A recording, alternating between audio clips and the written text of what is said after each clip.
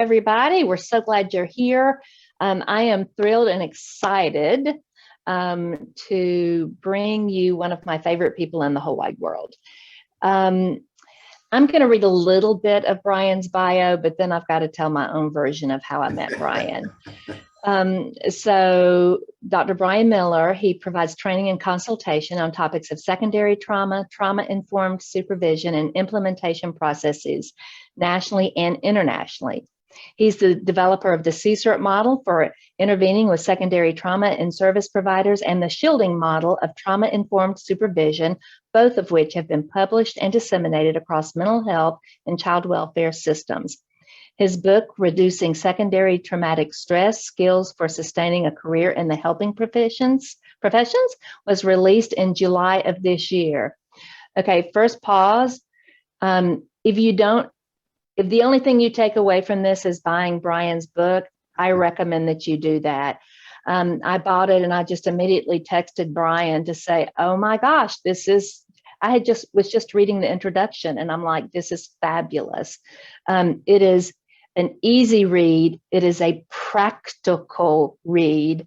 And there's just so much good in it. And I told Brian I meant to bring my book to the office, but it's sitting at home because I have been actively reading it and highlighting it and making notes in it because it's just remarkable. Brian has served in a variety of roles in the mental health sector, including Director of Children's Behavioral Health at Primary Children's Hospital, Director of Mental Health Services for Salt Lake County, Director of the Trauma Program for Families with Young Children at the Children's Center in Salt Lake City, Clinical Director of Davis Behavioral Health, Associate Director of the Utah State Division of Mental Health, and as a psychotherapist in private practice. He has a lot of degrees that I won't bore you with, but I have to tell you this. So back in 2015, I was at the San Diego conference, and I am sitting in Brian's workshop, and next to me is Francoise Machu. And Brian starts talking and presenting this C-Cert model. And Francoise and I just keep looking at each other saying, this is so good. And I have been a huge fan of Brian's ever since, because what Brian brings is huge grounding in the science and the research, but also how do we really take that and what does that mean and how does that change our practice? And his work around helping us better understand how we provide secondary trauma-informed supervision, I think is just some of the most innovative work that's going. So Brian, just thrilled to have you. And we were talking earlier before the webinar started that this is 90 minutes of content. We're going to have lots of times for Q&A. So, ask away. We'll do that at the end. But this could also be just when in the post-COVID world, when we can begin traveling and doing in-person trainings again, I think we'll try to entice Brian back to do a 3-day in-person training around this, because I've sat through at least the day version and it's fabulous. So Brian, we look forward to hearing from you, and thank you so much for sharing your wisdom and your knowledge with us. Thank you, Karen. Thanks for that fantastic introduction. And dare I say thank you for your friendship as well and sponsorship.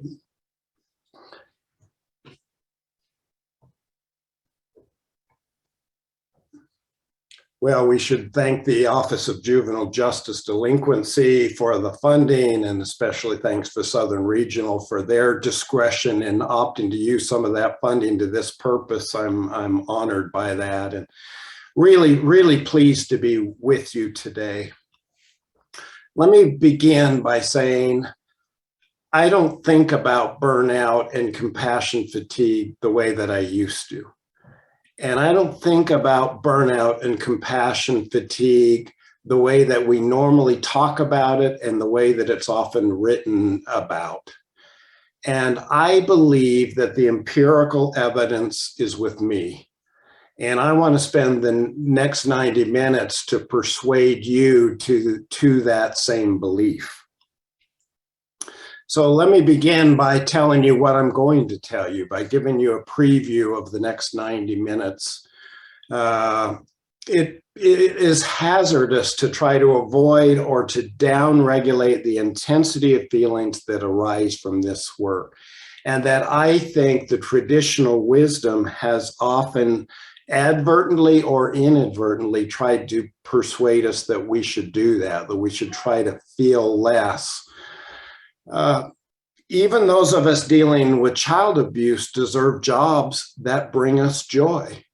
Just last week, I was consulting with a child welfare agency in San Diego, and one of the participants there described the story of holding an infant who had broken bones from child abuse and saying, how can I say my job is fun? How can I enjoy a job when that is part of my job?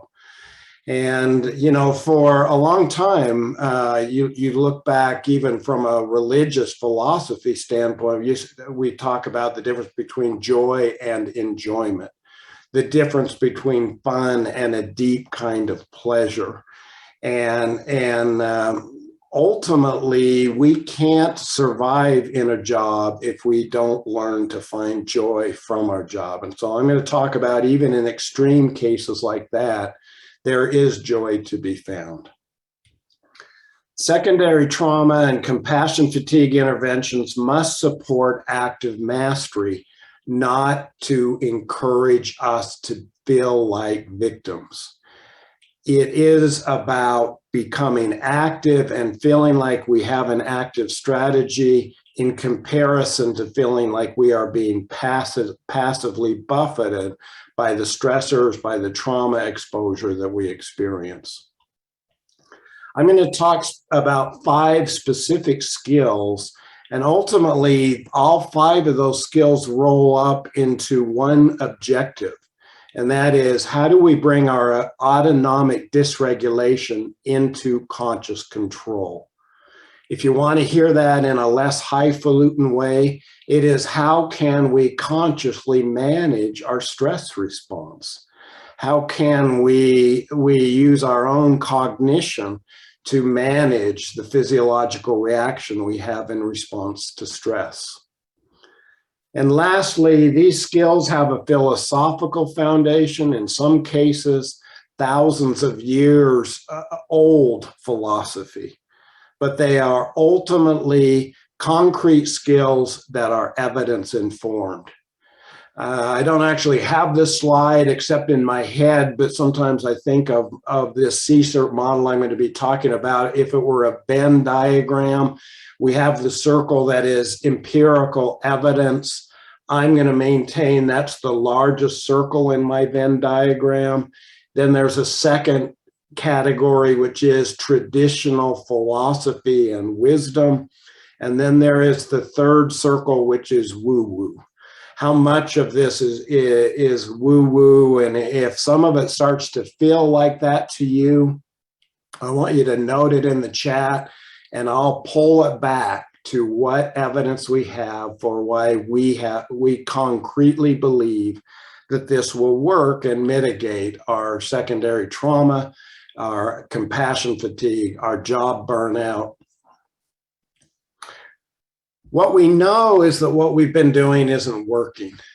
Whatever books you've read, whatever trainings you've been on, whatever the topic, whether the headline was compassion fatigue, whether it was job burnout, even areas like moral distress, what we know is that taken as a whole across the helping professions, and the figures vary wildly from one study to the other. You have to really do meta-analysis to make any sense of it. And when you do meta-analysis, what we know is that those of us in the helping professions, for whether medicine, whether behavioral health, or child welfare, about half of us at some point in our career will suffer from significant job distress, about half of us. Well, we don't have any gold standard metrics, and we still don't, and we haven't had for the 50 years we've been talking about burnout.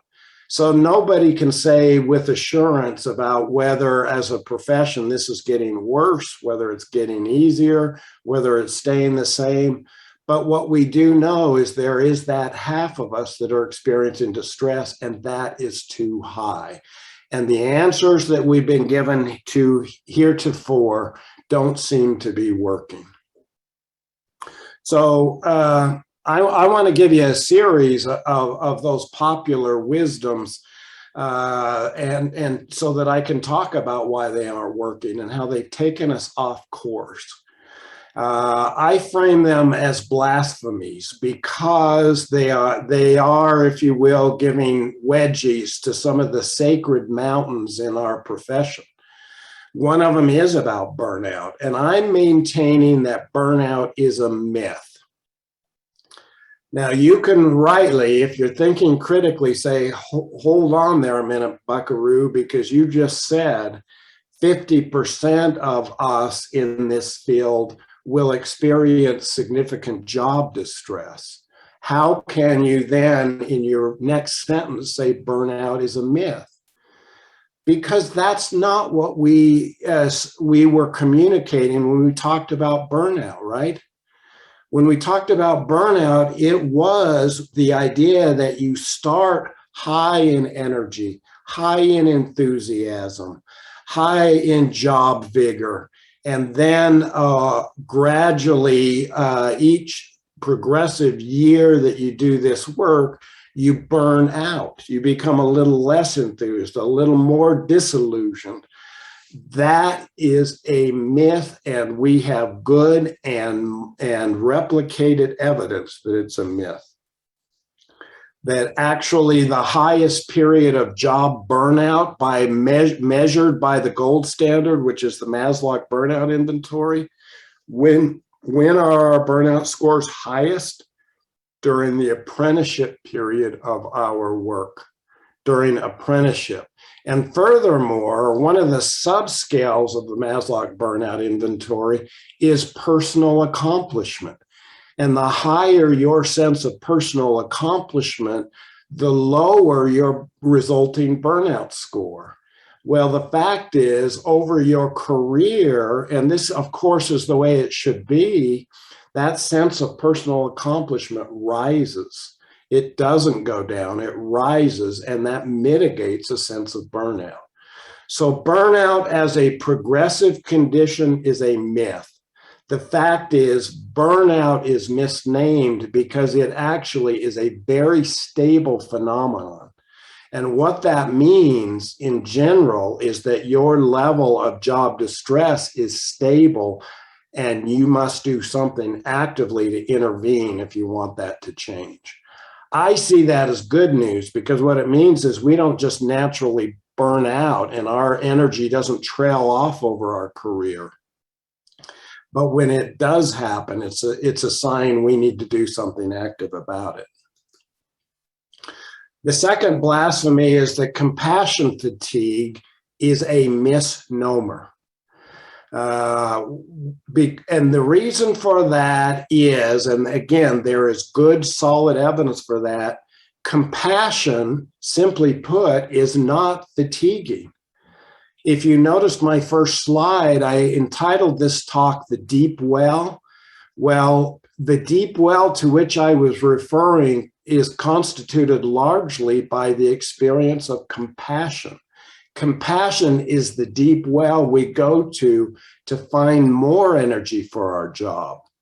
I will say this, and I'll try to prove it later in my talk, but I'll say this now. The more often you experience compassion each day in the normal course of your job, the more energy you will have for your job. And therefore, the less burnout you will have in your job, the more you contact compassion. Compassion is not tiring, and I'll say more about the evidence. What is tiring is compassion strain. It's trying to appear compassionate when really I'm stressed out, really I'm angry at my client. Really, I'm doing all this busy work and I never do get to the compassionate moments with my clients. That's exhausting. The third blasphemy is that secondary trauma is not caused by exposure to intense feelings. Now, when you look at the body of evidence in child welfare, what you'll see is that those of you that are working in trauma-exposed environments, there is a correlation between your secondary trauma score and how many trauma cases you have on your case. That is true. But you remember from your Psych 101 class that correlation does not equal causation. The more trauma cases, the higher the STS. But there is a very, very critical mitigating factor that we've got to talk about that mediates that relationship.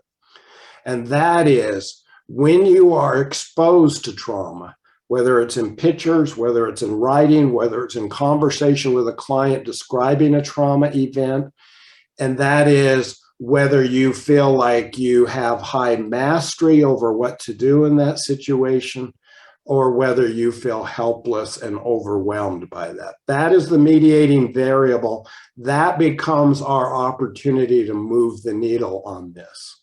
But secondary trauma is not caused by intensity of feelings, and therefore the answer isn't to try to dampen down the intensity of those feelings. And then lastly, and perhaps more provocative than anything I've said heretofore, is this.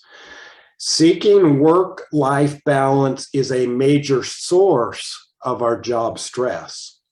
It is not the answer to secondary trauma. It's not the answer to compassion fatigue. It's not the answer to job burnout.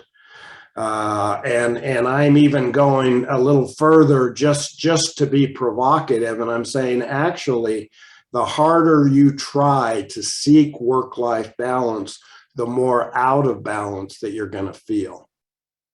I will explain that in some detail, but I'm gonna leave it at that for right now and just state my position. I'll defend it later.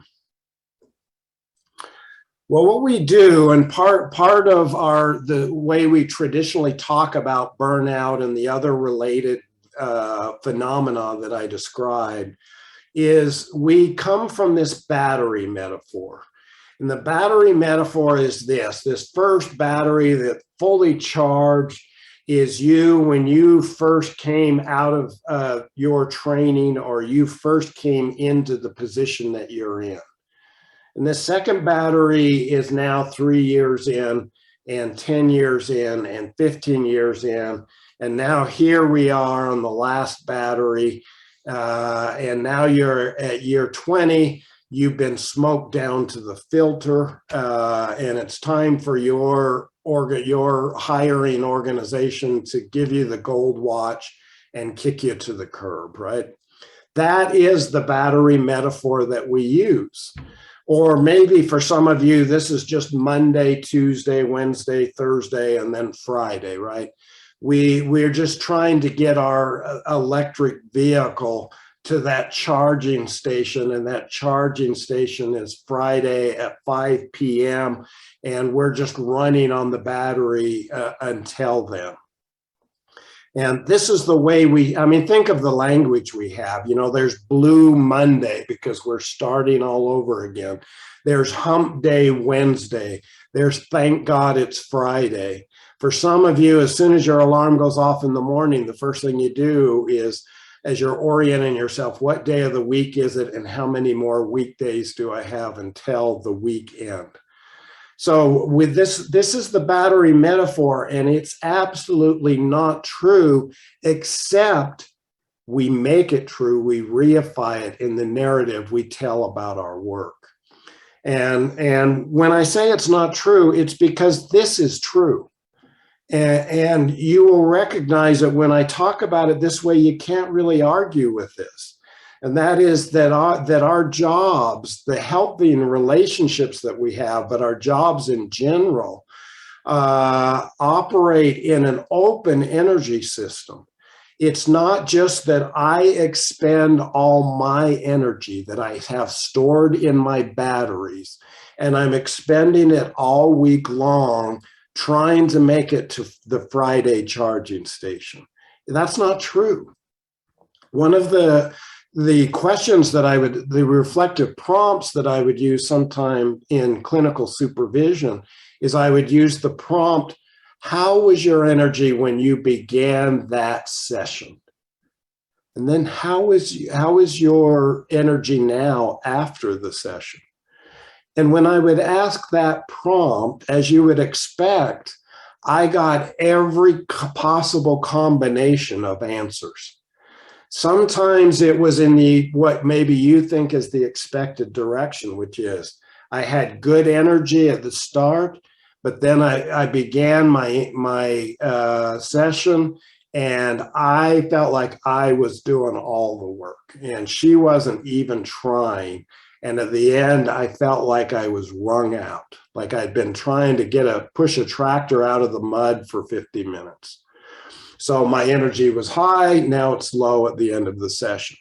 Yes, that sometimes I heard that, but sometimes I heard any other combination. For instance, and this is a near quote, I just got off the phone with my wife. We had a fight. I was really dysregulated and upset, but then I closed the door and I began this session with my client. And there was some moments of grace during that session. And at the end, I was on cloud 9 and I was even able to call my wife and patch things up, right? That happens too. That doesn't surprise you. There are certain tasks that you do, certain even tasks that you dread, then you do them. And the fact that you did them successfully is very energizing to you. It's not, in other words, work is not only demanding energy, it is also generating energy. We know that's true. Some tasks are energy dementors and just drain us, and some tasks are energy providers. And ultimately, when we get these in balance, when we start getting more curious about the things that deplete us, there is the potential to have that deep well that can sustain us over the whole of our career. This is not just blowing sunshine. I know these people. They are my colleagues. I have worked with them. And they are masters at maintaining their energy. So how do we do that? How do we gain conscious control of our autonomic response? That moves me directly into the C-CERT model. It's not important to me that you hang on to the acronym of C-CERT. And especially for those of you that are not clinicians, I don't want it to be off-putting to you. It speaks to the origin of C-CERT. The acronym is, it's components for enhancing clinician experience and reducing trauma. The components for enhancing clinician experience and reducing trauma. The clinician part is falling away in my thinking as I train more and more groups and realize there's nothing specific to clinicians here, other than it is clinicians often who are doing the trauma work. But I want you to hear in that the enhancing experience and reducing trauma. It's not just about reducing trauma, and you'll see why momentarily. The C-CERT model consists of these 5 skills, and these 5 skills are surrounding a core practice, and that is conscious oversight. I am giving you an overview, a 90-minute overview of a 2 or 3 day training.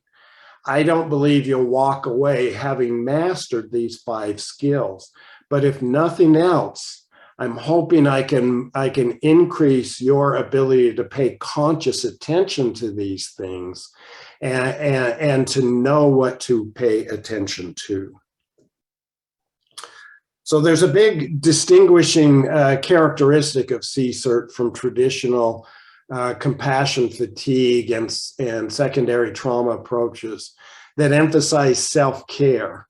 And I can't hardly say self-care without putting air quotes around it. And if that sounds demeaning of self-care, I guess it is. it's because self-care has come to mean everything and anything. And instead of self-care, things that you do when you get home in the evening and on the weekends, what C-Cert is about a skill-based approach. That's what I've got. That's why I've got Liam Neeson on this slide here. It's the Liam Neeson approach, which is I possess a particular set of skills that I've acquired over a long career. That's my goal with you. I want you as child welfare workers to believe that you possess a particular set of skills that you are mastering and getting better at over the course of your career. You know what it is that your neighbors say, and at that cocktail party when somebody asks you what you do for a living and you tell them and they say, oh, I could never do that. I want you to take that seriously. Not in a narcissistic way, but I want you in your own mind to say, perhaps not. Perhaps you couldn't do this. I possess a particular set of skills that allows me to do it and to take a deep source of joy from doing it.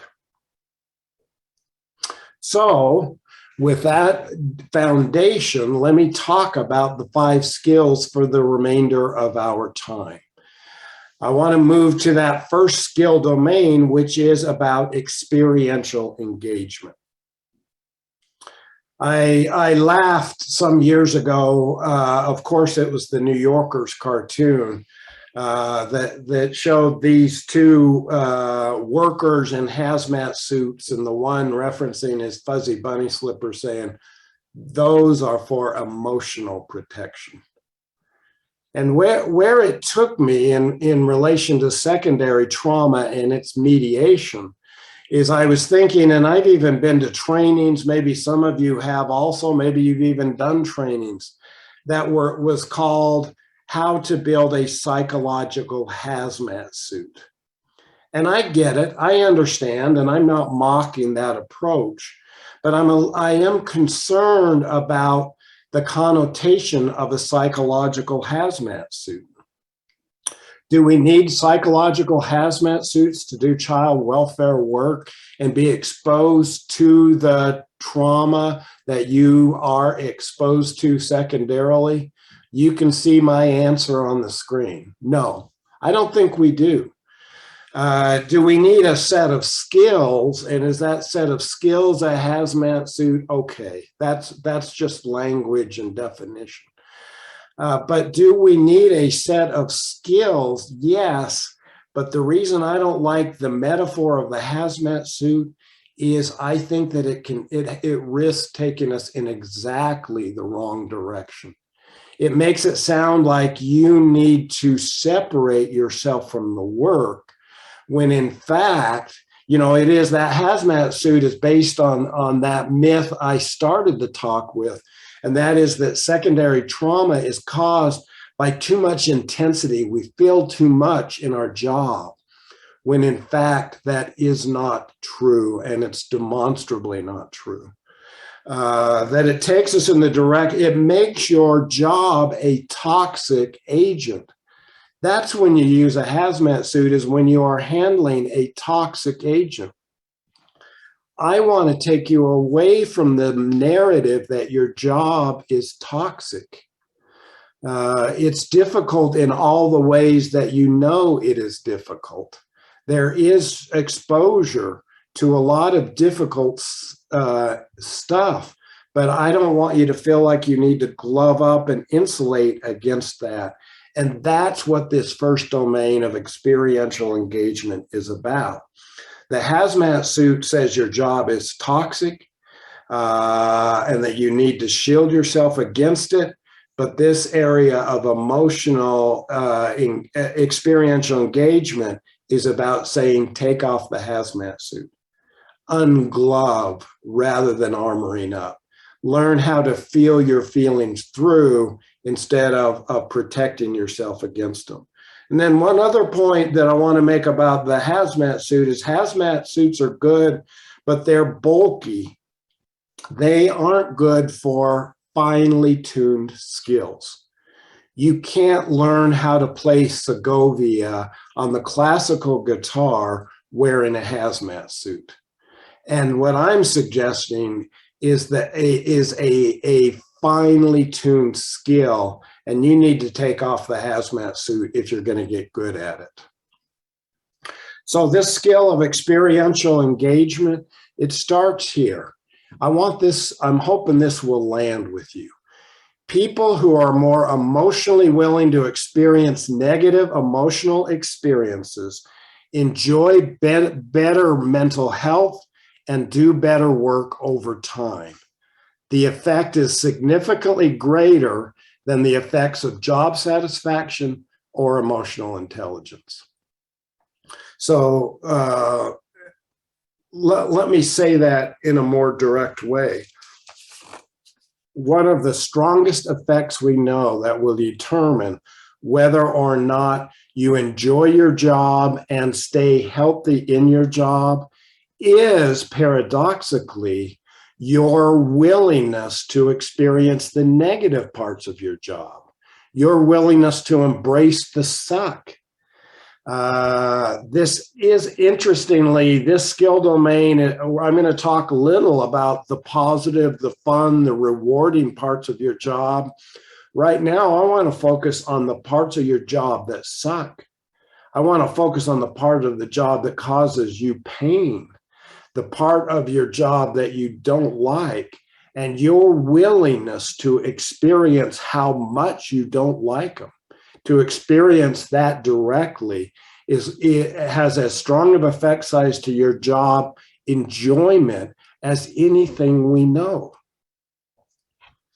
In other words, the royal highway to job enjoyment runs right through the parts of your job that you dislike the most.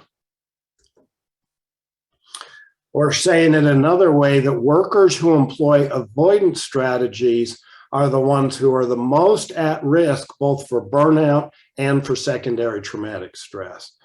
You can, if you're a supervisor and you're observing new hires in their first months on the job, you can very accurately predict which ones are going to burn out. And it is not, Freudenberger, who coined the concept of burnout, said it was caused by overcommitment and overdedication.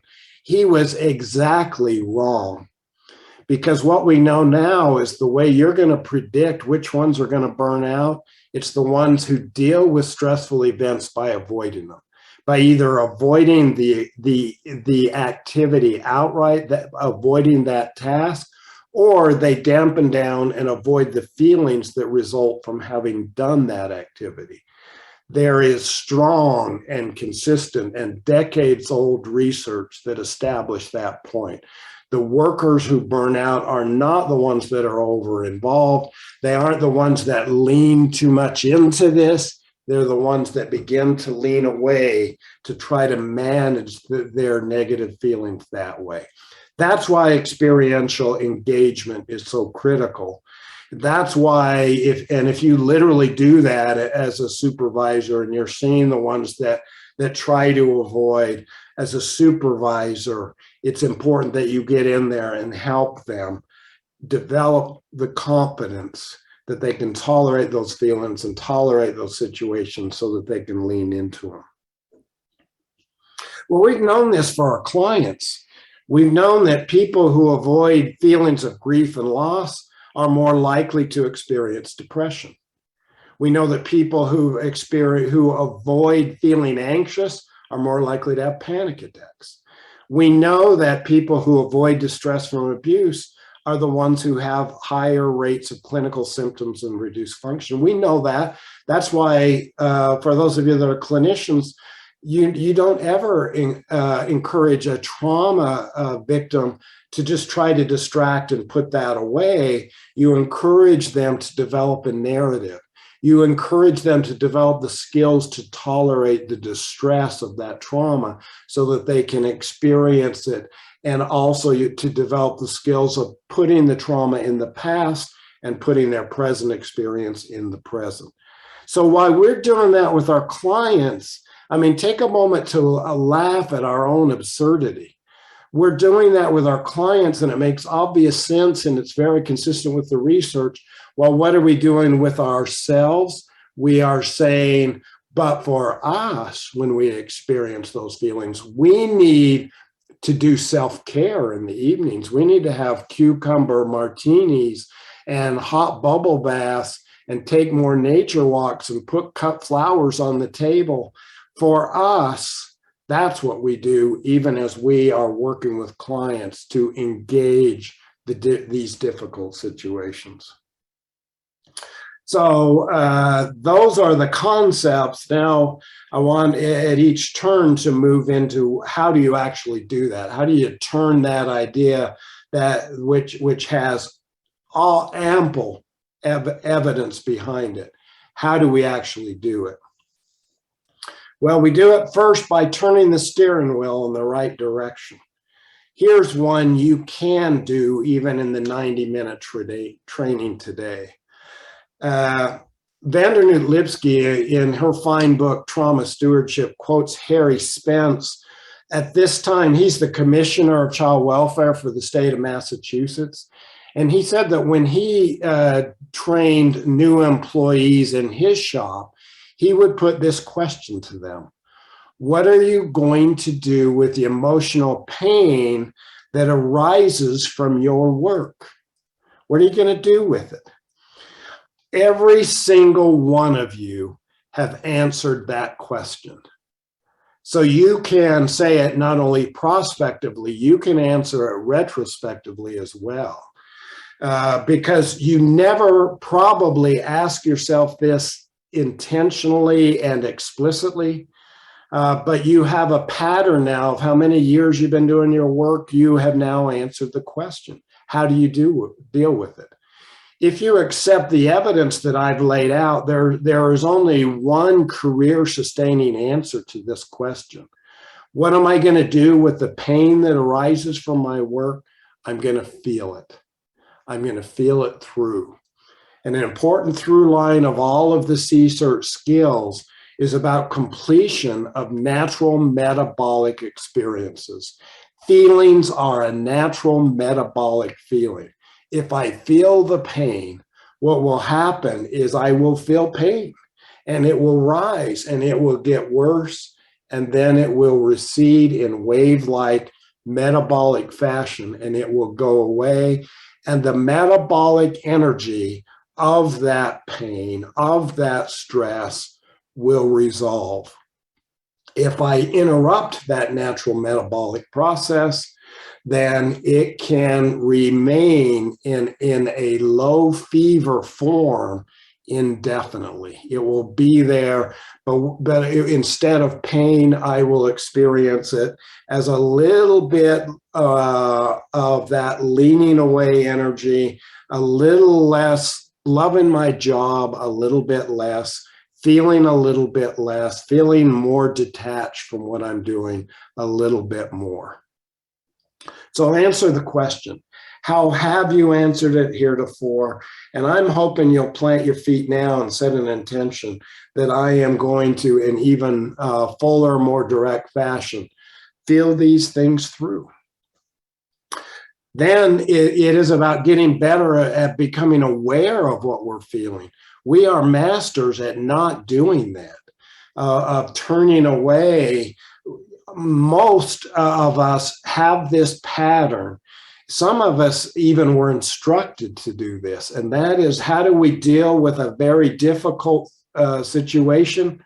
Next client. And if that's difficult, how do we deal with that difficulty? We turn to the next client and next client. And I will say, when I talk about the next skill domain, I'll say this again, but for that reason, much of the stress of your job, you don't even experience it at your job. You're too busy during the day. You're just going next client, next task, next client. You're doing that all day, and the stress actually is cumulative, and you experience it at the end of the day when you get home, and it's part of that sense of dread of picking it up again tomorrow. And so this is about getting better at noticing it in real time.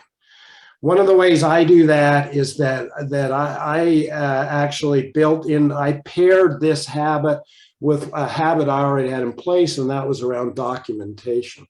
And when I do documentation, before I called up the patient record, I would take one moment to, as Rumi said, make a visit to myself. I would make a visit to myself, and I would just notice, what is my body telling me right now?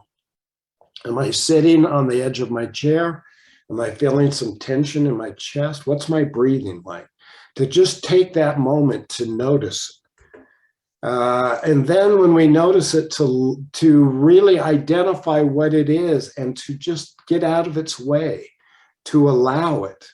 The metaphor that I use with trainees, and the metaphor that I use with clients, and the metaphor I use for myself, is our job is just to stand in front of the fire of that feeling. And once we notice it, all we got to do is just to allow it and to be curious about it. Your job is to stand in front of the fire and notice the flames. Feel the warmth of the fire on your hands. It may be warm, sometimes uncomfortably warm. It will not hurt you. Stay there. Stay there in front of it. Your job is not to put out that fire. It will burn out on its own. It will run out of fuel and burn out on its own. Your job is not to get away from that feeling. Stay there and notice it.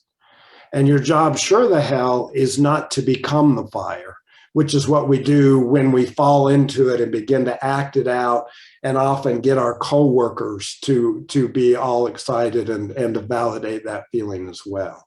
It's just to stand in front of it, to allow it. And this is, if we were Zen enough, chemically speaking, as Jill Bolt Taylor, the neuroscientist, said, this is a 90-second chemical event. 90 seconds, if we were that Zen, and we're not. And so it's about not reacting to it, but just to realize there's nothing I need to do. I have a colleague that says to his supervisees, you don't have to fix your feelings. They're not broken.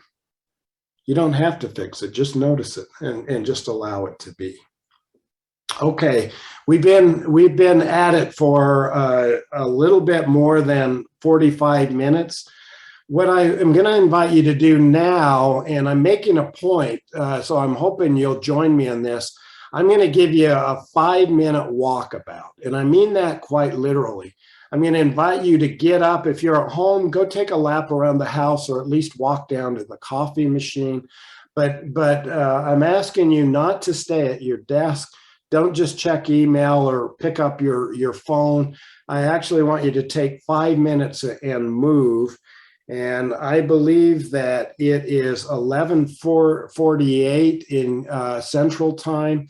Take until 11:53, and I'll resume at that time.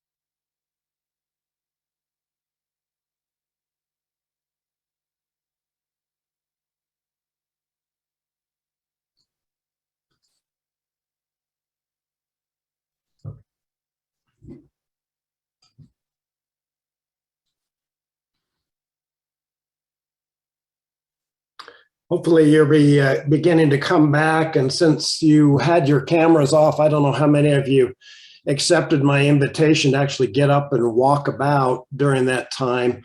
I'm going to talk more about why I do that because it relates to one of the C-Cert skills, actually. But when I do this as a full training, I have a self-audit that people are doing along with the training. Down at the bottom of that audit, I have a picture of 10 cigarettes in a row. And for anybody that didn't get up and walk during that time, I asked them to circle 2 cigarettes. And what we're giving them is a cigarette equivalency of their non-movement. And I do it largely, I'll say exactly half joking. But in addition to the physiological benefits of getting up and moving, there are job benefits and psychological benefits. So I was finishing up on experiential engagement, and I want to give you what for me was a gift. Margaret Mormon is a medical ethicist, and I heard her give this quote at a keynote of the white coat ceremony at the University of Utah's medical school. And she gave me her permission to share this. Now, what you're hearing is she is speaking to medical students that have just received their white coat. They've just become doctors.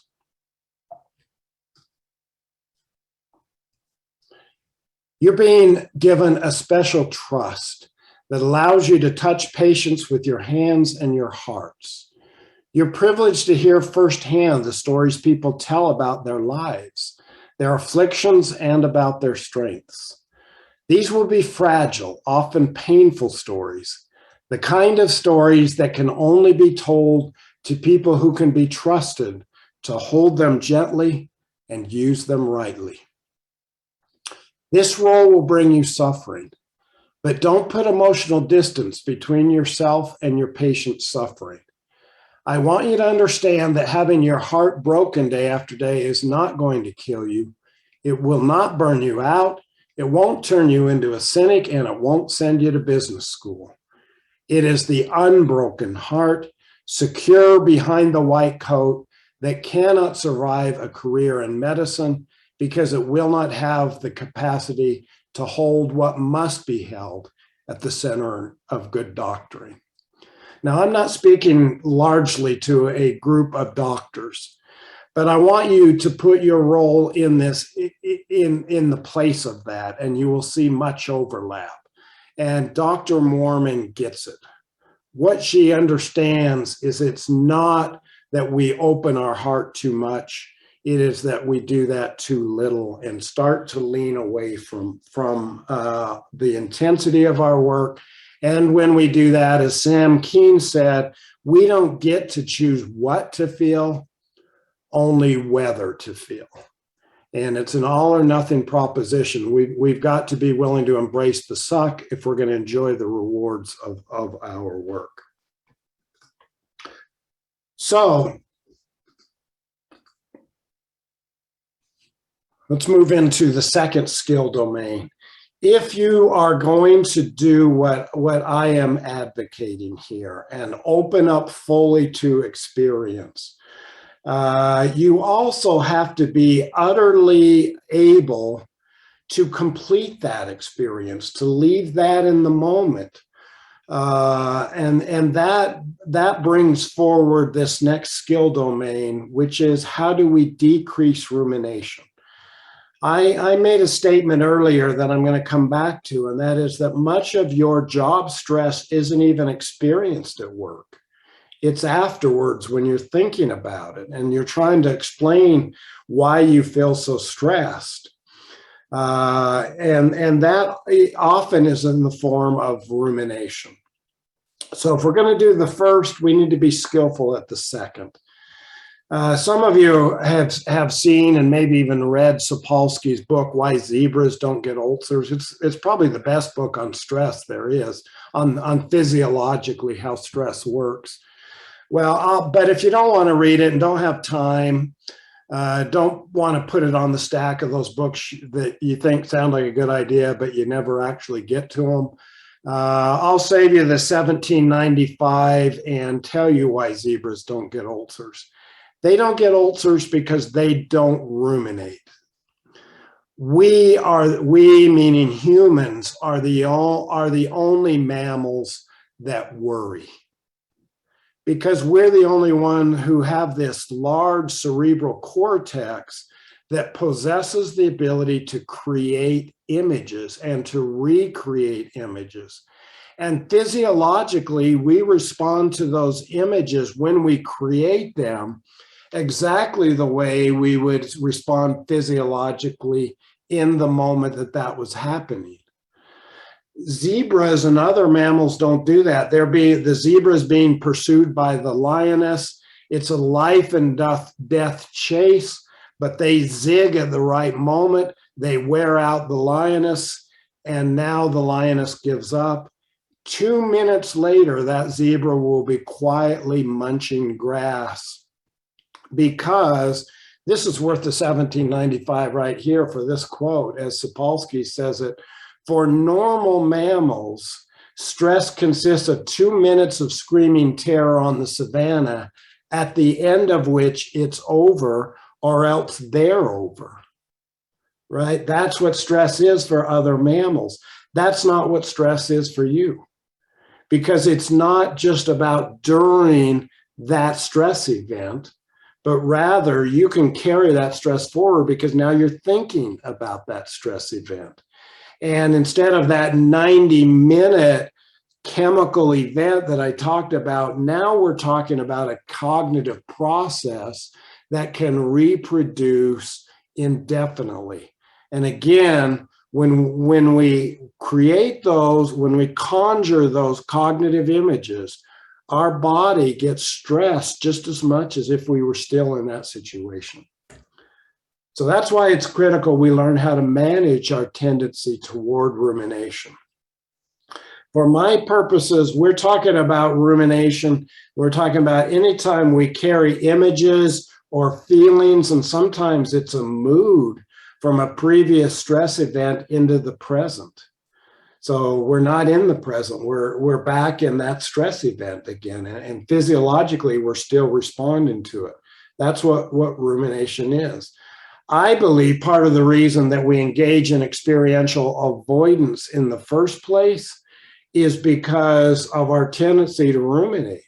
We'd be willing to experience this event for the 10 minutes that it takes that we're under stress, but we feel like, no, it's going to ruin our whole day. It's much more than that 10 minutes. Well, what we know is that we ruminate when we allow our mind to wander. That's why you're going to ruminate more at home than you are at work. You're so too busy at work.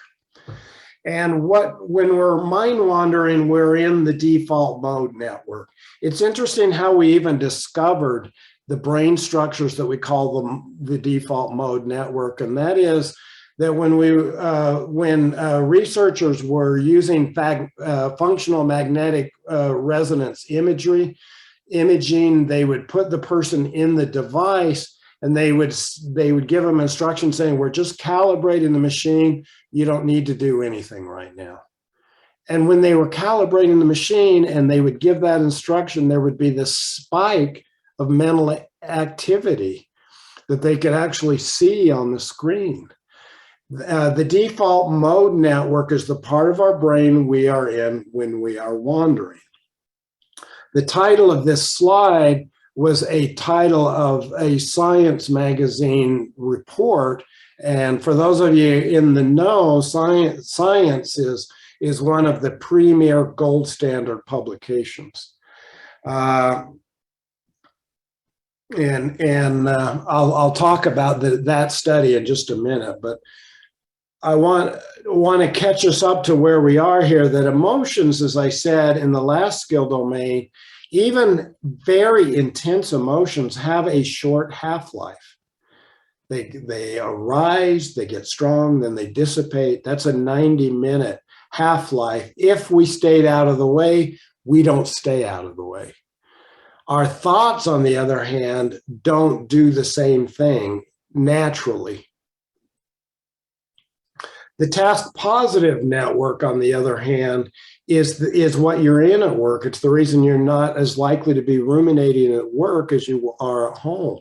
The task positive network is the series of brain structures active when you are engaged in a task that has two characteristics. The task is external to yourself, and secondly, it's engaging enough that you don't think about yourself. It's something that engages you enough you're not thinking about yourself. That's the task positive network. Well, that study I was referencing from Science Magazine was called The Wandering Mind is an Unhappy Mind, and they kind of give you the results right in the title. What Killingsworth and Gilbert did is that they had people, this was in 2010, so it was before everybody was packing a smartphone, and they were actually using pagers. And what they would do is they would page their subjects, and if you got a random page, you were asked to immediately write down your response to three things. What were you doing? What was your feeling? And what were you attending to? And what they found is that what people were doing when they were the happiest were these three things. They were engaged in lovemaking, they were exercising, or they were in conversation. But a point I'll make momentarily, which really is the point of the study, isn't what they were doing, it was what they were attending to. And so why are these three things more happiness inducing than any other activities? It's because these three activities are very good at holding our attention. That's when we're happy.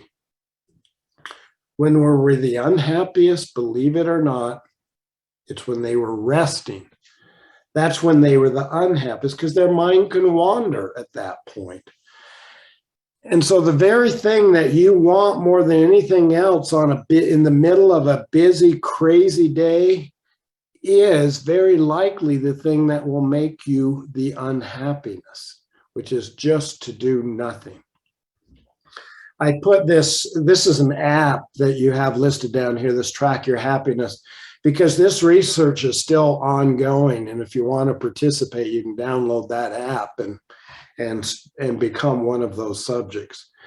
But the point again is it's not about the activity we were doing, it's whether or not we're attending to the activity. And that gives us some clues about how we move beyond a stressful experience and reduce our rumination, our recreation of those experiences later in the day.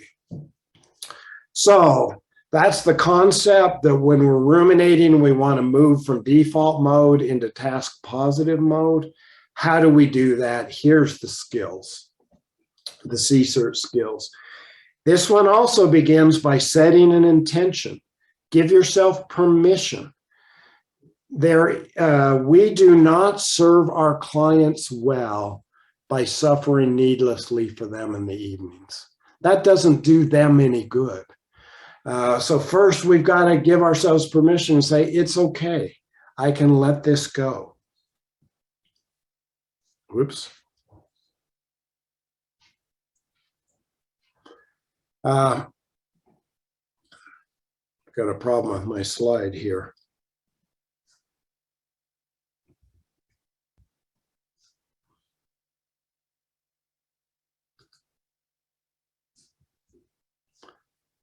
Excuse me, just a minute here.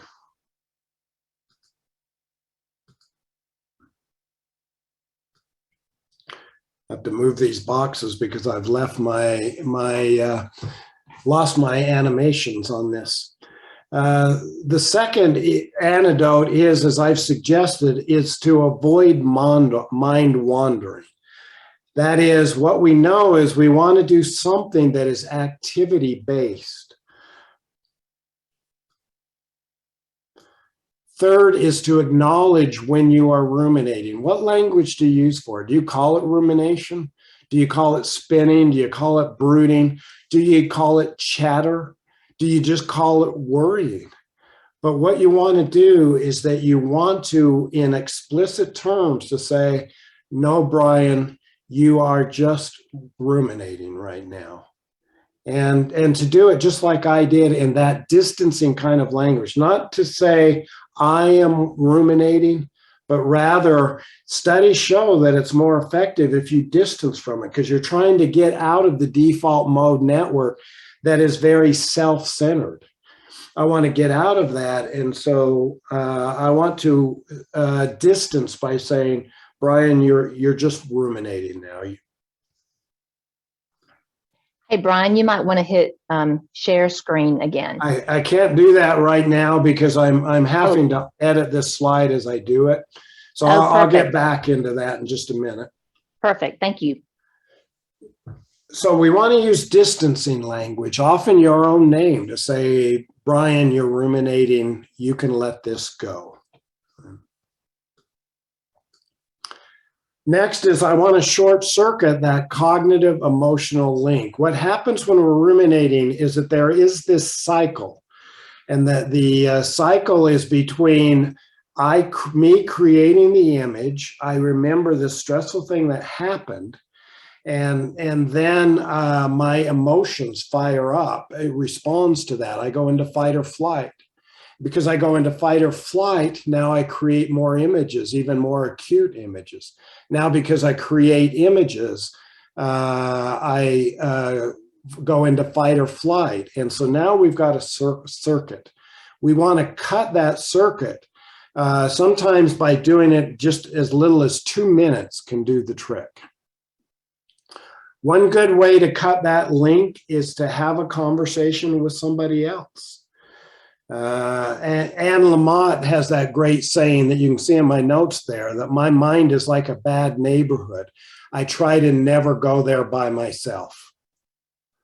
Well, when you are ruminating, your mind is a bad neighborhood. Try not to stay in there by yourself. And so talk to somebody else. It doesn't have to be about the problem you're ruminating around. It can be about anything. Just the conversation activates parasympathetic recovery. Sometimes it helps to have a conversation with yourself, which is distancing. What would I tell somebody else that's worrying about this? And lastly is to deliberately involve yourself in a key word here, an absorbing activity. What is an activity that you can lose yourself in? When you're really ruminating, that's a time to go to it. Sometimes, most of you, I'm going to say 90% of you, what you'll do on that day when you get home and you've been smoked down to the filter, and you're going to say, I've had it. I'm just going to fire up the Netflix and nobody bother me. May not be absorbing enough to work to reduce your rumination.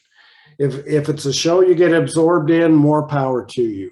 But often you need to do something that's more deliberate than that. For me personally, what I have to do is I have to do something physical. It's important because I'm in fight or flight. My body wants to move. It's important that I do that.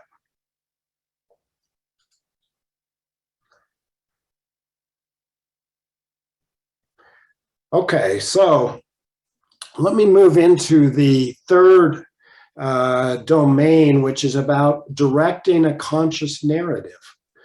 And what this domain is about is that intense experience demands that we tell a story about it. Every time you have something stressful happen to you on your job, there is a demand that you put it into a narrative. Our brains have evolved to require that. And a proper narrative, one that resolves our stress, needs to include all three acts.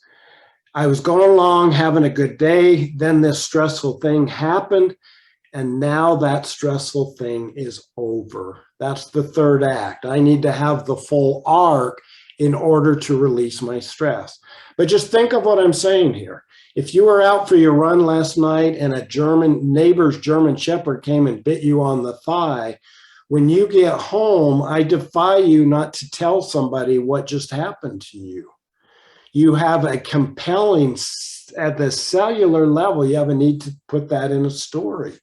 And we can't complete this stress until we do that.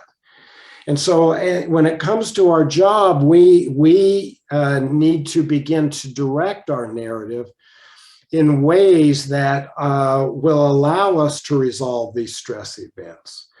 And each of these narratives happens also in these same 3 acts. There's the background narrative that comes before. You have that background narrative, or what I call the antecedent narrative. It was what you were telling yourself this morning when you were getting ready for work. What was that podcast that was running in your brain about your work? The concurrent narrative is the narrative that we're telling ourselves during the stress event itself. And then the consolidation narrative, if it happens, and it must happen if we're going to resolve the stress, is what do we tell ourselves after that stress event? For those of you that saw the news last week, we lost Aaron Beck, the father of cognitive behavioral therapy. Aaron Beck and his like thinker, Albert Ellis, are the most formative thinkers in all of psychotherapy today. Not Sigmund Freud, Aaron Beck. And what I'm talking about here is nothing less than cognitive behavior therapy for us, that we do for ourselves. It's about paying attention to the narrative we're telling ourselves, not with the idea of giving ourselves sweet, nice ideas, but with the idea that we want to tell our story in a way that sustains our narrative. I did formal research with psychotherapists that were sustaining at a high level for long careers. And the thing that characterized them as opposed to their peers that burned out more than anything else is the narrative that they tell themselves about their work. So this background narrative, here's a couple. I can't take this narrative out of my brain and put it in yours. But what we are talking about with the conscious narrative is about being the driver of your narrative rather than the passenger of your narrative. It is about paying attention to how to cultivate this. At no point is it ever about telling yourself to believe something that isn't true. Rather, it's about getting closer to the truth. But some of the background narratives that sustain people, one is that for people who do well in our work, they have an embodied sense of personal meaning. Not only do they have the story that all of us have about why this work matters, for them it is embodied. It is deeply personal. Their clients are not just characters in their personal fiction, but rather this is deeply held and personal. And the other thing that is very important in our background narrative is one that opens us up to the day rather than, oh my God, how many more days before work? I hate to interrupt you, but your visual learners are wanting to see your slides. I got bumped off when a call came here.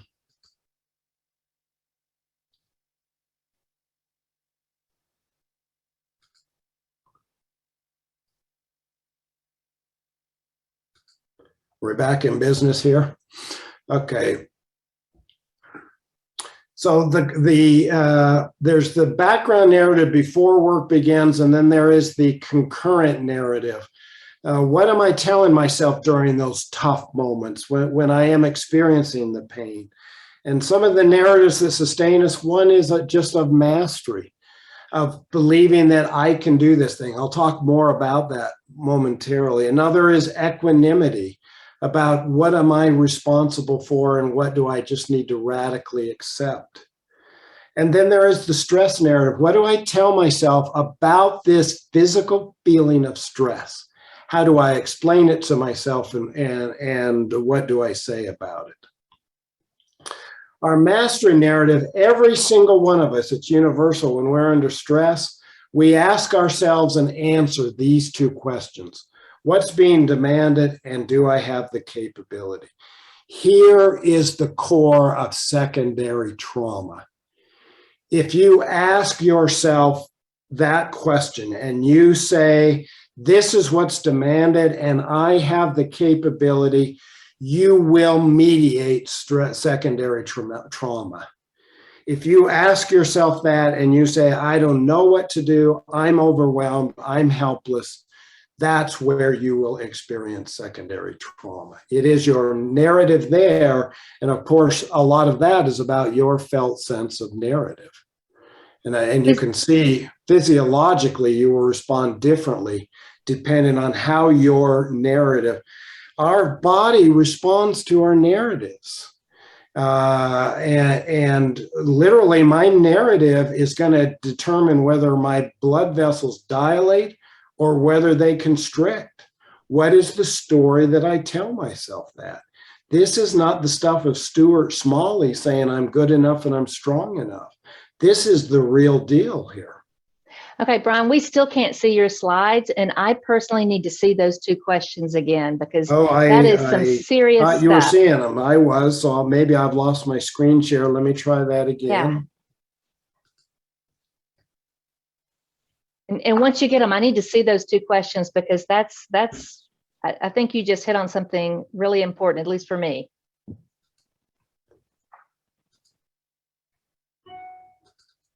Are you seeing them now?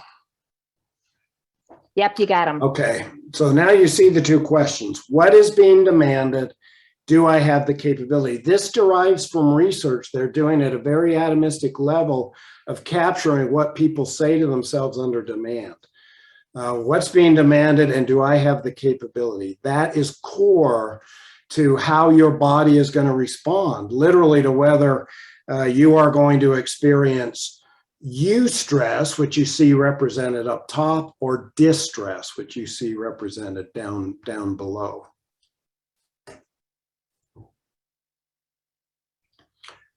And then we have the third act to our story, which is the consolidation narrative. Consolidation narratives that sustain people through a career, narratives that are found in people who do well over the whole of their career, are narratives, number one, of advancing competency. It is the sense you have a privilege maybe you hadn't considered.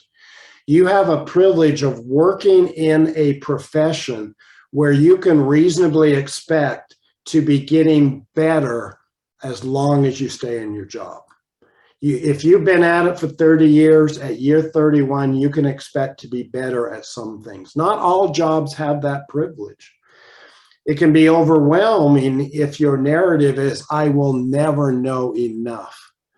But it is very career sustaining to say, it's a privilege to work in a job where I'm getting better all the time. And that sense is going to preserve me. And then again, we circle back to meaning, to this sense that what I have done over my career matters. Most of you, or at least many of you, have had those experiences of being in Costco or being in some store and somebody comes up to you and maybe they say, you don't remember me, but I remember you and you did something that mattered in my life. You know, that happens more and more over time, and we build that into our narrative. Fourth skill is a fun one to talk about. In fact, this is the moment at which we can collectively exhale as I'm on the downhill of my lecture around reducing emotional labor. Ultimately, what this is about how do we not try harder, but rather how do we make our jobs easier? And I love thinking about this. I love talking about this. Emotional labor is in itself an entire literature, an entire research domain that I discovered late in my career. What emotional labor is, if you want the textbook definition, emotional labor is the process of regulating experience and displayed emotions to present a professional desired image during interpersonal transactions at work.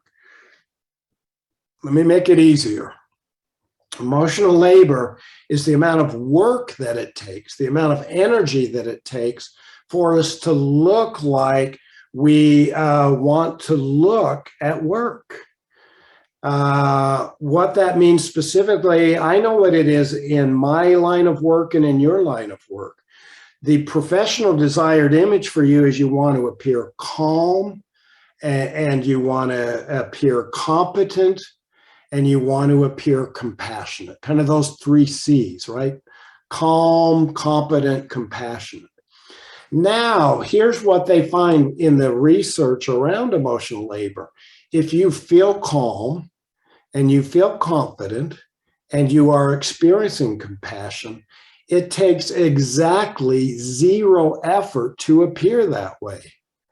And so therefore, the real deal isn't energy demanding. And in fact, it is energizing. But if you're not feeling any one of those things, then you experience strain, because I'm trying to appear to this client like I'm compassionate when really I'm raging at them. Really, I'm frustrated with them. Really, I'm mad. And that is what we erroneously called compassion fatigue. So while we were indulging ourselves talking about how fatigued we were because we're such compassionate people, over here in the field of sociology and occupational psychology, that what they're finding is, no, actually, when you experience genuine compassion, you actually have more energy for the work. And so it's the dissonance that's exhausting, but authentic empathy is replenishing. Key concept here, that those who thrive in this work do so for the simplest reasons. They enjoy their jobs.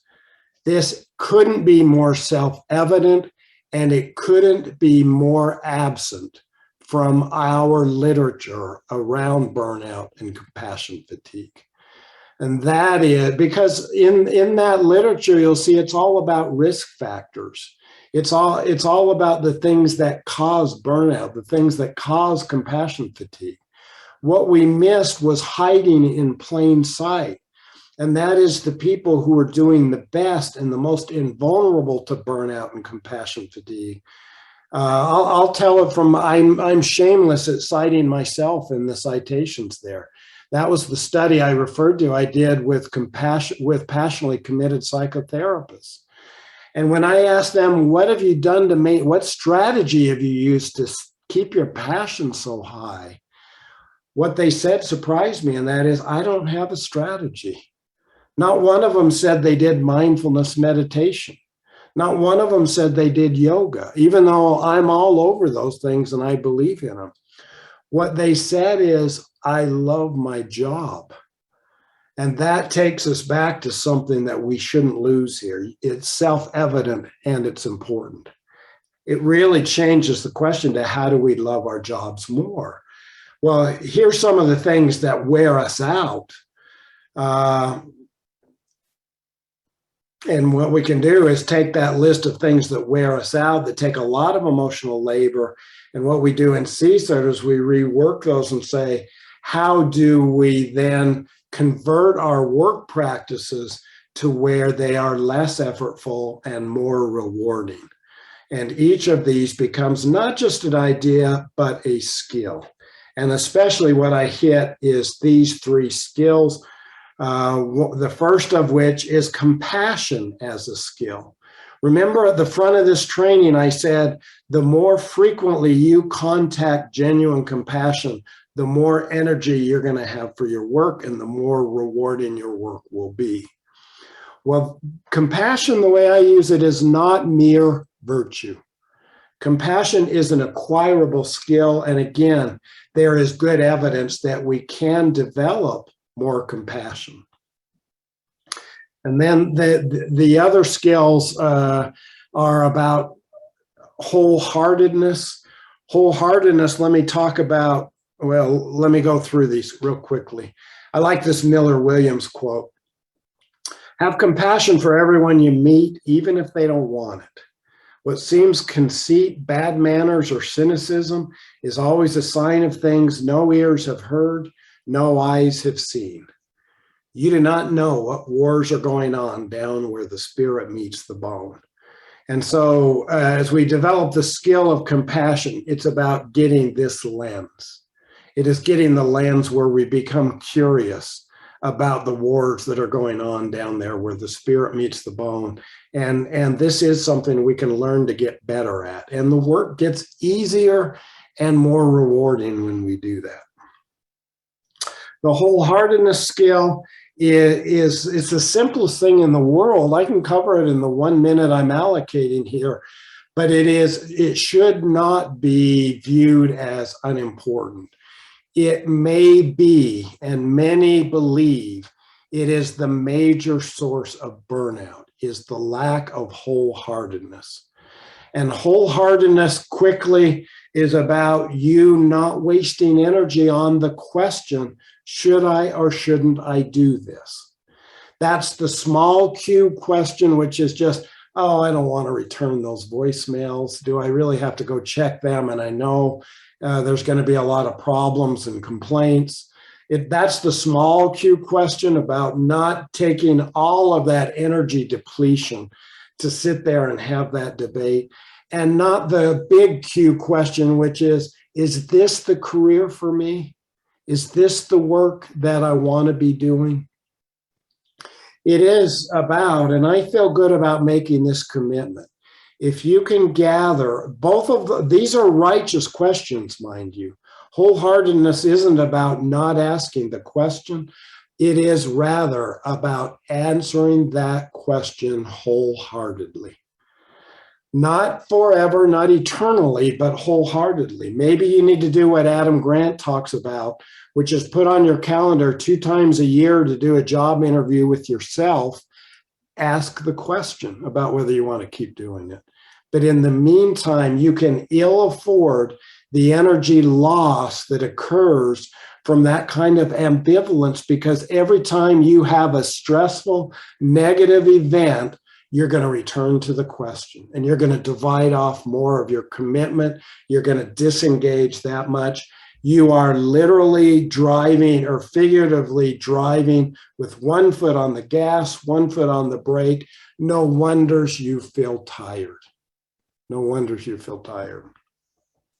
So it's not really about doing anything you're not already doing. It's about removing the question. And if you can gather the energy that is going in all these different directions in service, and all of your values and your narrative and your emotions and your efforts are all moving in the same direction, you will have enough energy for your work and for the rest of your life. And then intentional learning, something I learned that passionately committed therapists do, and that is that the things that are their energy dementors, the things that are high in emotional labor, that they reframe those into, how do I, number one, just do it as quickly and easily as possible so that it's not bothering my morale? Or secondly, is how do I get better at it so that it's not so aversive? And so I will end here, and Karen, I'm just going to go just a few minutes long, but I'm wrapping up, but I want to end with this intentionally provocative statement here. Good luck in that search you're doing for work-life balance. You're never going to find it. And oh, by the way, the harder you try, the more chronically out of balance you're going to feel. I'll tell you why I'm trying to provoke you about that. It is that ultimately we view it this way and think, if I could just get that teeter-totter right here in perfect balance, then life will be good. It's impossible. It's impossible because the demands, both places are always in a state of flux. It is a dynamic process. We can't get into balance because of we've got to constantly be adjusting and readjusting. Of course, you want to practice self-care. I'm not arguing that. This is my point. Why did you wait until 5 o'clock? Why did you wait until the end of the day? And if you get enough self-care in at the end of the day, then you say, I'm getting closer to having balance in my life. I'm joking when I kid about writing this book, in which I'll have this statement: sometimes your work sucks, sometimes it doesn't. Argue with that, any of you. Sometimes your work really does suck, but sometimes it doesn't. Sometimes your evenings at home are enjoyable and relaxing. Sometimes they're not. Sometimes the stress there is greater than what you had at work. It is not about dividing work and life. I had a clinician I supervised who had this green plaque by her front door of her office. I said, what's with the plaque? And she said, every day at the end of the day, I put my hand on it and I say, it all stays here. That sounds like a good idea, right? But I'll tell you where it went. I didn't say this, but I thought it. I thought, oh, and do you have a red circle at the front door of your living room at home? And in the morning when you walk out to work, do you put your hand on that and say, all calm and sense of serenity stays here? Of course she doesn't. But the point is, the red square creates that dynamic. I know Jeff Bezos is like the worst person in the world to quote here, but I love his quote so much I'm going to anyway, because it's incontrovertible. It's not a balance, it's a circle. If I'm happy at work, I'm better at home. And if I'm happy at home, I come into work more energized. It is a circle. It isn't about work-life balance. It is about rebalancing, a constant state of breathing. It's about learning not to hold our breath until the end of the workday. And because I've exhausted my time and want to get to questions, I'll just run through real quickly what some of these skills look like, because this is what we're trying to change. We don't want to divide our life the way this cartoon looks, into the gray and white drab existence of our work and the colorful work life of our non-work. It is about learning to practice within practice, which is, again, about not waiting until 5 o'clock to practice self-care. It is about breathing all day long. Then you won't have to hold your breath when you go into work in the morning if you've learned to breathe all day long and practice in your practice.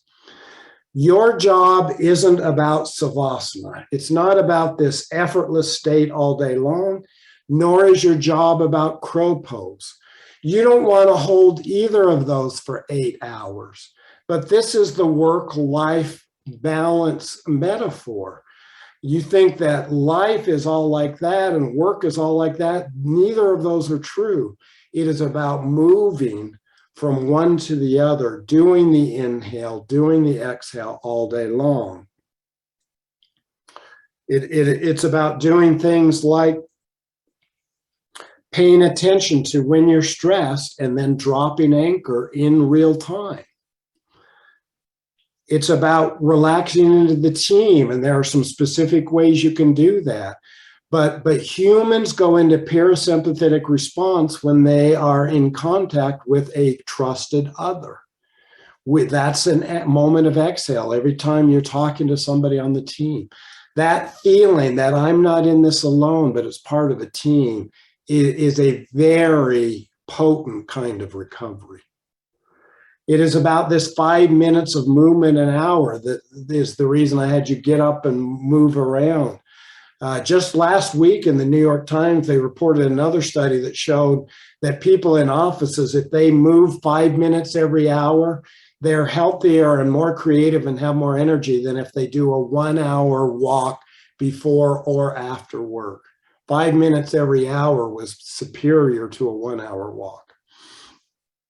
I say it this way, no more sad desk lunches. But really, since so few people follow my advice there, what it's really about is just being intentional about the fact that your organization has this natural break right in the middle of the day where you can do a complete exhale. You can do a complete reset. How are you going to use that? Are you going to take a full hour? Or what can you do during that time? We need to have culture where we acknowledge distress. And instead of the hard work-life balance, I advocate for a soft transition. I offer this end of the day transition, which people, especially during the pandemic, people have really given me positive feedback on this, about finishing every day with this little exercise where I just I take 5 minutes total, 1 to 2 minutes on what I accomplished, 1 to 2 minutes of where I'm going to pick up tomorrow so I can let it go. I don't need to ruminate about it tonight. And then 1 to 2 minutes where I shoot off thank yous to other people, family, friends, and especially coworkers. Now I transition. And then the only part of C-Cert that talks about what you do outside of work is this one. It is 20 minutes each night where you reboot. Actually, the human body does very well with stress.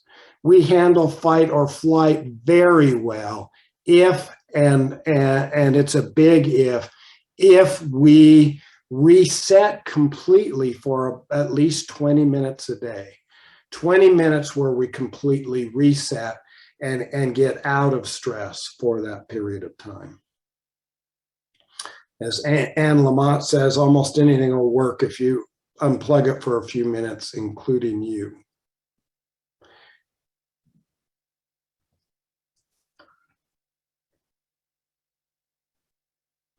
So I end here. May you have the strength to hold the suffering that the world wishes to ignore. May you hold it gently so you can also let it go. May you remember that this kind of stewardship is possible only if you've made a commitment to your own path of wellness. May you discover joy in the recognition that you have a vocation that exists singularly to alleviate the suffering of another person. There is no higher caller than that. I will finish with that, and Karen, I'm open for business.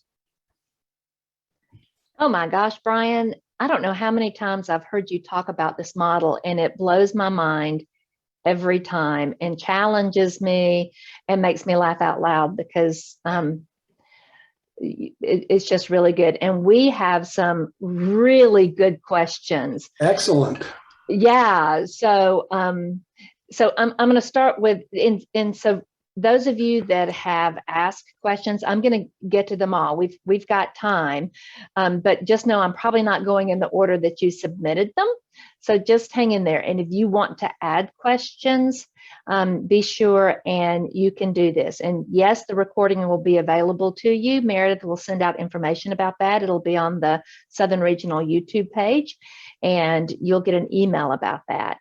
So, okay, so the first question we got, and is interesting. The first question was about speaking about where vicarious trauma fits into this discussion, Brian, which I know Brian and I swim in some circles where we spend a whole lot of time talking about terminology.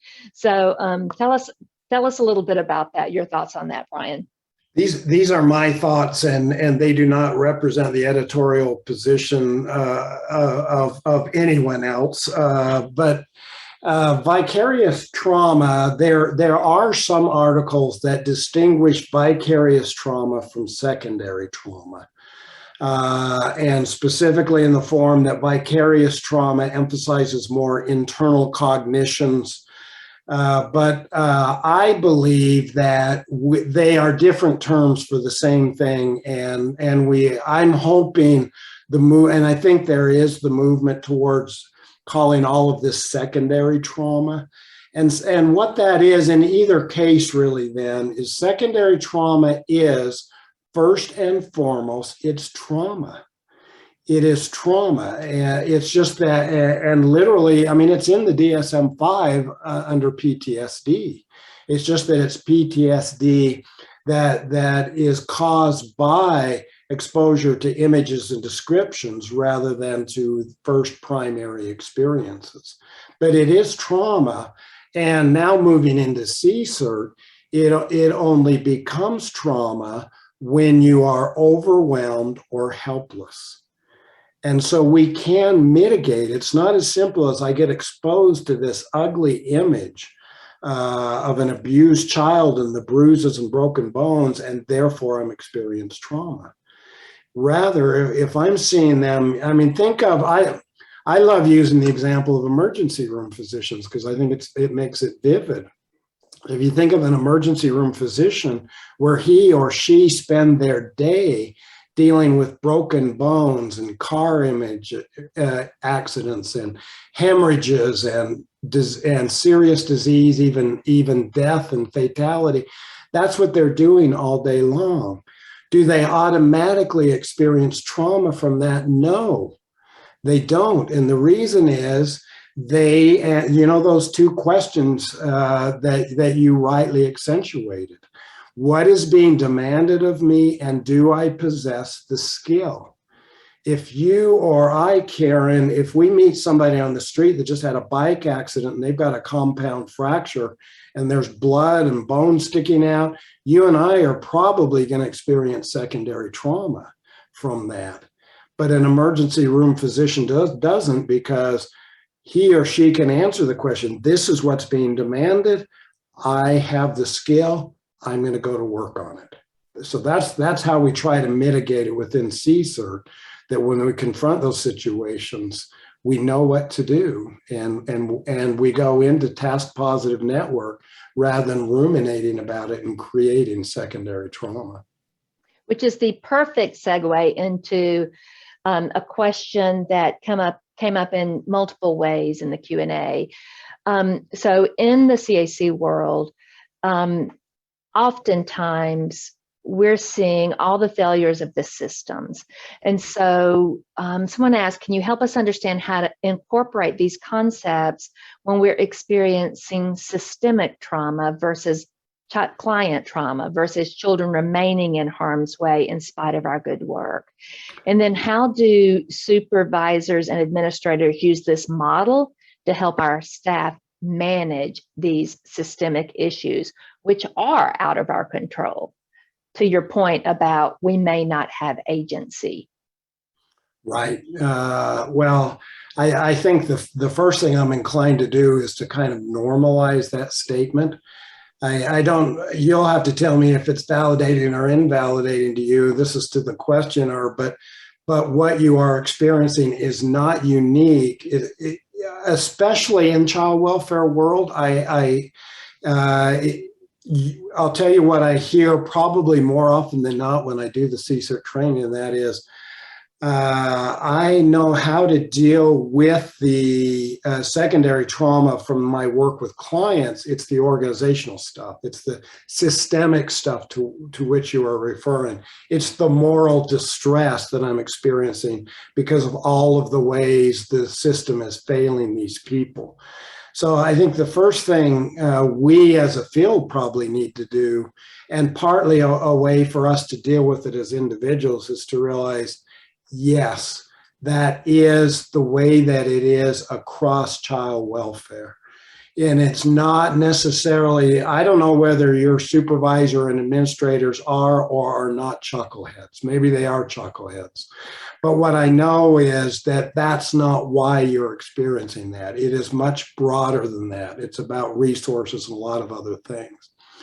So that point being made first is that for most people in most organizations, even outside of child welfare, they will report that the major source of job strain is not patient or client interaction. Doctors will certainly tell you that. Psychotherapists will tell you that. And that even in the research, when you have people rank order the sources of their job strain, It is not usually the client factors that are putting the biggest load on them. So in C-Cert, I don't presume that it is. I do, however, presume that getting back to client care becomes the deep well. It becomes part of how we right ourselves against that reality. And so when I made the statement twice that the more often you experience compassion each day, the more energy and engagement you'll have in your work, it applies even in that systemic stuff. That just like I said, secondary trauma is first and foremost trauma, that what you're describing, whether it's systemic or whether it's produced by client factors, C-Cert isn't specific to client factors. It is specific to autonomic dysregulation, regardless of the source of that dysregulation. And so there's still, and so when you think about it that way, even with the systemic issues, that you can begin to apply it in that context. For instance, the rumination skill. You know, that if I'm going home in the evening and I'm thinking about how the system has failed my clients, and I'm thinking about that all night, number one, I didn't do anything to fix it. But number two, I did deplete myself, and I made it a little harder to come into work tomorrow. And I remember one of my passionately committed psychotherapists, when I interviewed him, and I knew for a fact he was working within a very unhealthy organization. And I was asking him, how do you deal with that? And he said, when I close the door in my office and it's me and my client, I find that disappears. And so it is, again, about putting my attention here and building my narrative around that. And your narrative, to be accurate must include the fact that there are these systemic failures and that people don't do what we want. The kids are, and families are hurt by that. Your narrative must include that. If you try to convince yourself that's not true, you're going to feel even worse. That needs to be built into the narrative. But what I do in the full C-Cert training is distinguish the story from the narrative. The story is the facts that happened. They're inalterable. You can't change it. The systemic failures are part of the story. My narrative, however, is the editorial choices that I make about that. Do I put the headline of my job when my neighbors say, "What do you do for work?" Do I say, "I work in a system that's failing"? Or do I make the editorial choice to say that I'm working to save families and kids, and that sometimes I do? I love that. And somebody had commented and had said it could see how that rumination piece is helpful with the system issues. It's more lean in and acknowledge skill. Absolutely. Lean in and acknowledge it. And it is, if we had more time, I would talk more about that concept of equanimity, which is really radical acceptance. It is radical acceptance. And then I can't leave this, Karen, without also a term I didn't use in view of the time I had, is about co-rumination. And that's what happens within systems, that on the one hand, the point I did make is that intense experiences, stress demands we tell a narrative. It demands that. And we found, James Pennebaker found that if you grab people at random and have them write down a narrative of the worst thing that ever happened to them, they will visit the doctor less the next year. They will be happier, their mood will be better, their health will be better, by nothing more than have them write a narrative about that bad experience. But then on the other hand, there's lots of research that shows that people, and you'll recognize this in your coworkers, people that talk more about the problems of their work have less social support, have worse health, and lower mood. So how can both of those be true? It's about, how do we tell the story? Do we tell it in 3 acts where it has a beginning, a middle, and an end? that allows us to let the stress go? Or do we tell it in two acts, which is, I was doing great, but then this job came along and ruined my life. And now we're still in that second act. And co-rumination is when, we talk about fight or flight or freeze. I also talk fight, flight, freeze, or flapping, which some of us do this wing flapping like a goose would do to get the whole flock stirred up. And that's co-rumination. What we're really wanting to do is I want you to validate that, yeah, it is just as bad as I'm telling you it is. And that's just co-rumination. Oh, that so resonates with me. And one of the things that I think happens, and I'll be curious if people see this sometimes too, I think we see this CAC model as the fix to the system, and we get in there and it's just not necessarily so. And so I really do believe that this is, to some extent, why we see so much conflict on teams, is we don't talk about the failures in the systems. And acknowledge that it's nobody around that table's fault. They are. You're right. They're the facts. They are what they are. But so we don't acknowledge that, lean into it. We point fingers at each other and say, if you had just done this, we wouldn't be there. And so it never gets metabolized. It never gets metabolized. And then what happens is CAC staff end up in the meeting after the MDT meeting, just doing that flapping around, you know what, if that law enforcement officer, that's the problem. That prosecutor, the prosecutor's the problem. And, rarely is it that simple. It's usually those systemic problems that we're not just acknowledging. I have to tell you, Karen, that what you're saying is so accurate. In a moment where we did that, and it was one of my psychotherapist, a child psychotherapist, where we had a case where these parents had taken a child out of our program and put him into the state hospital, long-term care. He didn't need that. It broke our heart. And as we were there, it happened first thing in the morning, just as the clinical team was gathering. Parents took him against medical advice out of our program, and we were shell-shocked. And so I waved to the team into the consultation room. We're sitting there. And one of my social workers said this beautiful, wise thing. He said, I think we need to take a moment to just be sad. And we sat there without speaking. Some were crying, but we all sat there, just experienced the sadness of what had just happened. We knew it was a bad thing for him. We cared about him. We were advocating for him. We didn't need to say any more than that. That was a moment to just be sad. As you say, just lean into it. Oh my gosh, I love that. I'm going to move to a little bit more practical. So somebody is saying that I've been in the CAC work for 12 years now, and sometimes it feels like we have a revolving door of direct service providers, forensic interviewers, advocates, investigators. As a supervisor, it's often clear within the first month or two that an individual is unlikely to stay in the work. And I think much of that is connected to the concepts that you've so brilliantly laid out in C-Cert.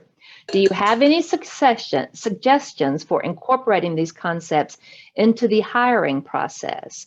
And, for example, how do we identify people who may already possess some of these skills, or a sincere willingness and ability to engage in building skills to bring onto our teams? And I'll add, what kind of onboarding do we need to be doing to really help new staff build these skills?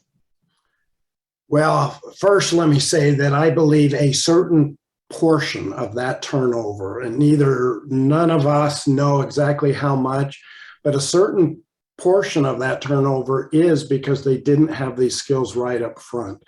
And that our evaluation that we make of our work based on how I feel when I'm doing my work. If I'm feeling miserable when I'm doing this work, I'm going to say, I don't like this job. That's obvious, right? And so a lot of times, I already said your highest burnouts during the apprenticeship period. Well, what happens when you get through the apprenticeship period is the work starts getting easier. Things that used to be very effortful get easier. And all of you that have been in your roles for very long, there are certain things that used to come very hard that are now easier. And so it's about how do we get these new employees across that threshold. And I've done a lot of work in agencies about putting the C-Cert skills into, including the anticipatory part of anticipating there will be pain that arises from this work, and getting it into new employee orientation. The questionnaire takes it even further, which I really like, which is how do we get it into the selection process? And I did this when I was in community behavioral health. I tried to do something similar.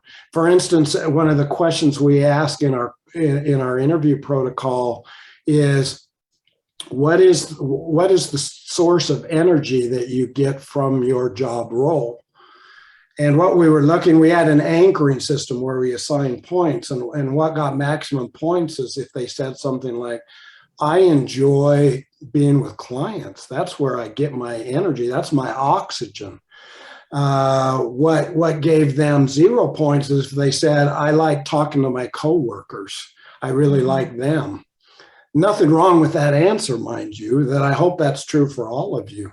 But what we were looking for is that's what leaning in is about that kind of leaning in. And so we did try to design question protocols that relate to these skills, but also that weren't obvious what the right answer was. Yeah, I love that. But the earlier we get it, we're going to keep more people. Just other quick thing is those 2 questions, what's being demanded and do I have the skills?